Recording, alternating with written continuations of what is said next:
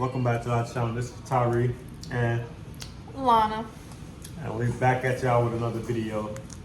Right now we wanna tell y'all a little bit about the testimony of who we was and how we became who we are now. So a brief rundown of my history. As I grew up with my mother, my father was mostly gone. So with two sisters, one brother. And we basically had to figure it out on our own. I know my mother did a good job raising us, but without fathers around, my brother got a different father than I do. So without fathers around, we basically had to turn to the streets and figure it out ourselves. You know, as you follow God, you grow to know that we all born into sin. So everything that we was being taught was all unrighteous without us knowing. You know, so most of my life I've been locked up, from juvenile detention center to training school to jail to prison. You know, one thing about being a sinner is sinners do not know that they sinners. You know what I mean? It's like everybody believe in God or know of God because we grew up in the church. You know, that's one thing that I can say that my grandmother and my mother, that's one of the best things they ever did was take us to church when we was kids, because we knew somewhat of God. But if you ain't never really had an encounter with God, then you're not gonna really know how real it is. So like the average person, as a young person, I drew away from God and went to the streets. And I say that to say, I ain't never had no encounter with him really. So I had to do everything on my own. And it came to everything that I knew, which was all the bad things. All right, give them some of your rundown, man. Okay, so as I grew up in a Christian household as well. When I was little, both of my parents were, heavily involved with the church. But then as time goes on, my parents separated, got divorced. I moved in with my sister. Her father played with Jimi Hendrix too. That was his bandmate. My father's a musician, and my mother's an artist. So, time goes on. Say hey. So time went on or whatever. The teenage years kind of really hit me hard. From 13, I wanted to do everything I wasn't supposed to do. Was dating older men, never want to be home, drinking, drugging, trying to go to the clubs at underage. And from there, just took a toll. And then around, college, I wanted to be, really involved in the music industry, wanted to be a rapper, and, it was almost anything for money. So it's basically a girl version of me. Just she was living in her own world. Mm-hmm. The same way I wanted to be a rap artist, she wanted to be a rap artist. So when I met her, she was rapping and I was rapping, which that's a whole nother topic that we'll get on. But that's kind of how we clicked. Yeah, to a certain extent. But when I lost my uncle in 2019, I fell into depression.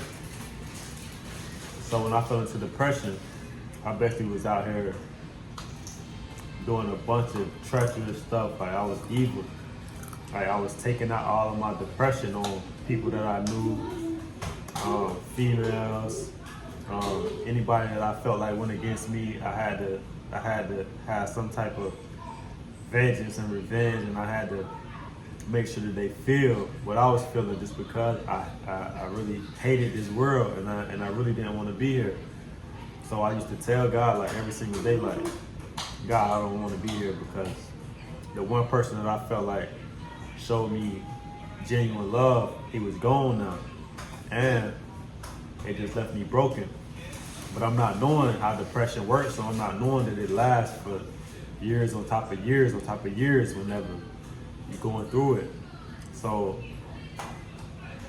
one day I'm going in the elevator, and when I'm walking into an elevator, I see her coming out the elevator. So when I see her coming out the elevator, I'm like, she walked straight past, she was taking out the trash. So when I see her, I'm like, jeez. I mean, I hold the door and I waited for her to keep going. I'm peeking. So something just told me, like, hurry up, run upstairs. So I run upstairs, and I go to hurry up and try to look out the window so I can see, like, where she went, so I can see, like, what type of car she drove, so I know what type of car she drove. So I ended up seeing what type of car she drove. You know what I mean? Once I seen what type of car she drove, I already said to myself, I'm gonna put my number on this paper, and I'm gonna put it on her door, and hopefully she hit me up. But all I knew was, when I first seen her, my heart started beating like real fast. Like, it was just beating like this. You know what I mean? And that don't normally happen whenever you come across somebody. Like, it's rare that you really get that type of feeling. So I ended up putting my number on the car, telling her to hit me up. And what happened with it? And so I come out, I see the number on my car. At this point, you know, I had a couple little two-steps, but I was not really looking for nothing serious. But I seen it, I FaceTimed him, and he was, you know, do you got a man? When can I take you out? And I just kind of played it nonchalant until the next day. Well, we got off the phone. He's told me to follow him on social media, and I follow him on Instagram. I'm looking through his pictures. I'm like, oh, he's fine. Hold on. Yeah, y'all know. Maybe I played a little too nonchalant. I'm coming out the apartment next day. I'm looking raggedy. Basketball shorts, no shoes on. I don't even know why I was outside. And he's parked right in front of the door of my apartment building. I try to go by, hopefully he don't see me. Hopefully he don't recognize me. I get upstairs, he texts me, you know, what you doing? At this time, I was working at Carrabba's. So I was like, I gotta go to work till later. He was like, all right, let's go out to eat. So with the quickness, I went out, got dressed, and we went out to eat. And that was our first little date. That was our first date. No. After that, I'm saying to myself, she mine. I mean, that's what I'm already knowing. She mine. So, days go by, and I hit her up, and I'm like, yo, call out of work today. I'm gonna just pay you for how much you work, how much you gonna make. I'm gonna just pay you. Call out. So she like, what? You gonna pay me?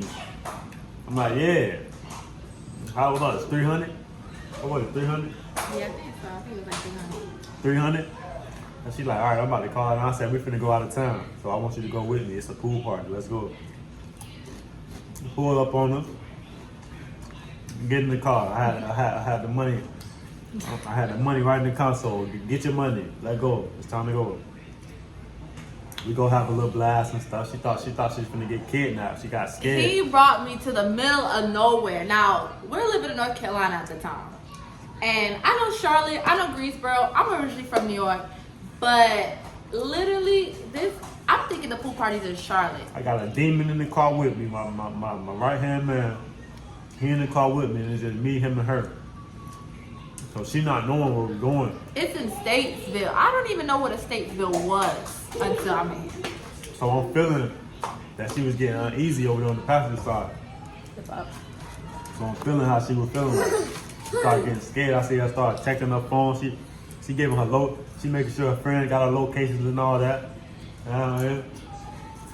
So to ease the error, I tell my nigga, I'm like, damn, where we going, bro? You know what I mean? Damn. So luckily, 5 minutes later, we pulled up to the spot when she seen all the people walking out and all the Yeah, it was party. a real party, a real pool party. I was like, oh, okay.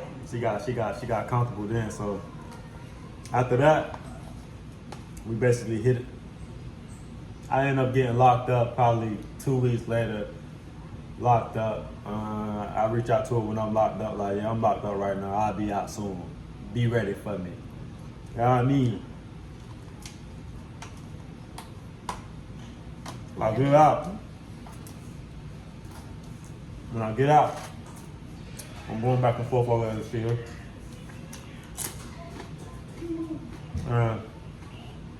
Niggas up locking it in. After we lock it in, I'm still a demon at this time, so I can only move how I know how to move. So we lock it in, everything was good. You know what I mean? On the up and up and up and up. She rapping. I'm rapping.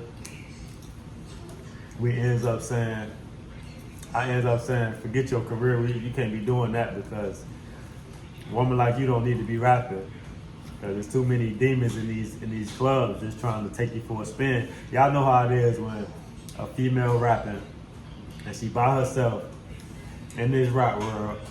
So every artist that she come across gonna want to knock her brains in, you know what I mean, and lead her down the wrong road.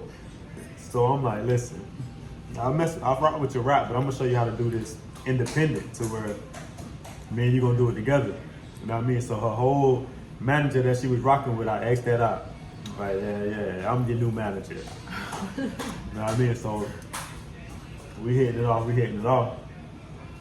Now, mind you, I ain't really know how to love. Like, even though I'm thinking I know how to love, just because, like, but when you don't know God and you walking on that side, you don't really know how to love. So fast forward short, you know what I mean? We ends up going through the motions. I'm telling her like, yo, listen. I think on our first date, I told her what I told you on my first date. That he wanted me to be his baby mama. So when I said that to her on the first date, we skipped that part. But on the first date, I'm like, yo, I want you to be my baby mama. Thought he was a joke. So she like, huh? I'm like, yeah. So she like, what? Your baby mama? I'm like, listen. You could just give me the baby. You could just have the baby, give it to me, and go ahead about your business. Because how I'm looking at it is, for me, it ain't no love in this world for me. So if I have a baby, then I'm knowing that I got somebody in this world that really love me. So give me the baby and go on about your business. So she started texting on her phone. I knew she was texting her homegirl like, yo, this nigga crazy. A nut. Like, what? But I wasn't playing. So day in and day out, this is what I'm telling her. Like, look, you ready to have a baby? She was on birth control at the time. The after the pool party, we had gotten a room, and now we were sinners at this time. So he tried his hardest to make that baby happen then and now. You know what I mean? So fast forward, she on birth control. You know what I mean? Then she finally ended up giving in, and she like, all right. That's after she seen everything I was going through. So she had to feel a nigga pain and see what the nigga was going through. And I fell in love. Yeah, fell in love, and then she said, all right, I'm ready. I mean, so we ended up having a baby. Our beautiful son, your son, Satori Lewis. Back there. Pain. As you can see, he done ran back and forth a couple times. Yeah. So after we had a baby, you know, now in my mind frame, I'm like, I can't risk being a street nigga no more. Like, I can't lead in him, so I gotta put the street shit down. You know what I mean? So now I gotta go find a job because I gotta do everything the right way because I can't go to prison and lead him out here. Now I got something to live for. You know what I mean? So I ended up doing that But in the mix, I'm still like going to the clubs, making rap music, drinking, smoking. You know what I mean? So the whole time I'm cheating, I'm doing all type of stuff to where she knowing everything that I'm doing because she going through my phone whenever I come in drunk, pass out. She going through my phone, seeing everything. You know what I mean? But I'm not really knowing how to properly love. You know what I mean? Even though in the public eye, everybody looked at us like we're the perfect couple. They love us and all this and that. But secretly, it was really a battle because it was the evil me. And you know, as a woman, they following our lead, so you know they gonna hold everything in and support they man the only way that they know how. And you know, men egotistic, so even if she would have said anything to me about anything that I'm doing, I would have reversed it and like, I'm doing this because of this, and female, this this and this, to make myself seem like I'm in the right, which was wrong. So we're going through those stages, so we made it through. So one day, I see something on the internet that said 369 method. You know what I mean? So the 369 method is whenever you write down Your manifestation 3 times. in the morning, 6 times in the afternoon, and 9 times at night. So when I seen that, and I seen that on the internet, and I'm like, well, I'm about to do that because what do I got to lose? So I'm like, I'm a millionaire. 3 times in the morning, 6 times in the afternoon, and 9 times at night. I did that for like 6-7 months. Yeah, we was consistent. So after I did that, then stuff started happening to where them opportunities started coming to me. You know what I mean? So when I'm seeing that, I'm like, oh, you know what I mean? So we taking trips, going back and forth to Miami and other places and stuff like that. So then something in our brain just was telling us like, we finna move to Miami and we want to move to Miami. Mm-hmm. So, am I missing something before we get to Miami?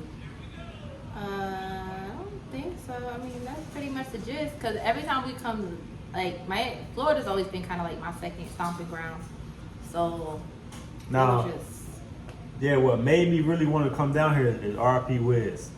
Now, it was a connection that I feel like I had with Wiz. And then when I come down here on trips, I patch in with his brothers, which I call my brothers now. But I patch in with his brothers and then we formed a relationship. So me having the attachment to Wiz, RP him, made me want to come down here because if I didn't ever feel like I got an attachment to it and want to be down here and see what the hype was about, then I would have never moved down here. So God used what I liked and what I wanted to be a part of to get me down here so he can do what he needed to do for me. So I'm working at the time, but in my city it was like a dark cloud was over us. It was like everywhere I turned my head, it was like I ain't see no getting ahead. Like I used to always think to myself, I'm not gonna make it to being older and stuff like that. Not even because of fear or nothing. It was because I'm just knowing I'm a sinner, so I can't see that far into the future. You know what I mean? Because I'm knowing that, nigga, I'm treacherous. You know what I mean? So,